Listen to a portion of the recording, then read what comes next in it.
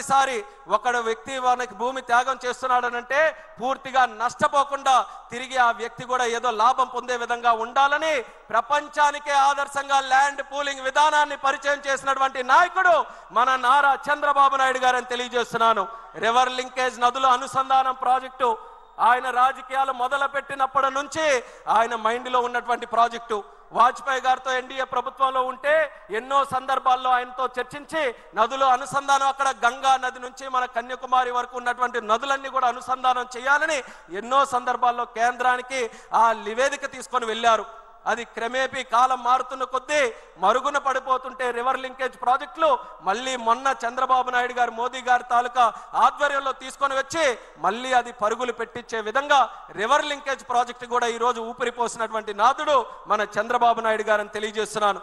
Population management ఏ ప్రభుత్వానికైనా ఏ రాష్ట్రానికైనా గతంలో ఉండేది. జనాభా అంటే అది ఒక పెద్ద భారమని, అంత జనాభా చూసుకోవాలంటే ఎలాగని, కానీ ఆ ఆలోచన విధానంలో మార్పు తెచ్చాడు చంద్రన్న. జనాభా అంటే కేవలం భారం కాదు, అది ఒక యాసెట్ లాగా.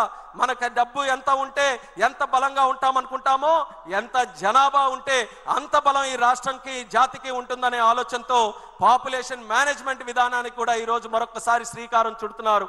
P4 లాంటి ప్రోగ్రామ్స్, P3 ప్రోగ్రామ్ చూసాం, కానీ ఈరోజు P4 ప్రోగ్రామ్ కూడా చేస్తున్నారు. స్కిల్ సెన్సెస్, అలాగే క్వాంటమ్ వ్యాలీ, ఆర్టిఫిషియల్ ఇంటెలిజెన్స్ ని, అలాగే న్యూ కంప్యూటింగ్ ని, వీటన్నిటిని కూడా మన తెలుగు జాతికి నిత్య అనుసంధానంతో ముందుకు నడిపించాలని క్వాంటమ్ వ్యాలీ, క్రియేటివ్ ఎకానమీ, ఈ రోజు ఈ పదాలు చెప్తే కొంతమంది సరిగ్గా అర్థం చేసుకోలేకపోవచ్చు. కానీ నేను చెప్తున్నాను, what CBN thinks today, India thinks tomorrow. Chandranna ఏ ఆలోచనలతో ఈ రోజు ముందుకు నడుస్తాడో రేపు దేశం మొత్తం అదే ఆలోచనల వైపు వస్తారు. ఆ నమ్మకం నాకుందని కూడా ఈ సభాముఖంగా తెలియజేస్తున్నాను.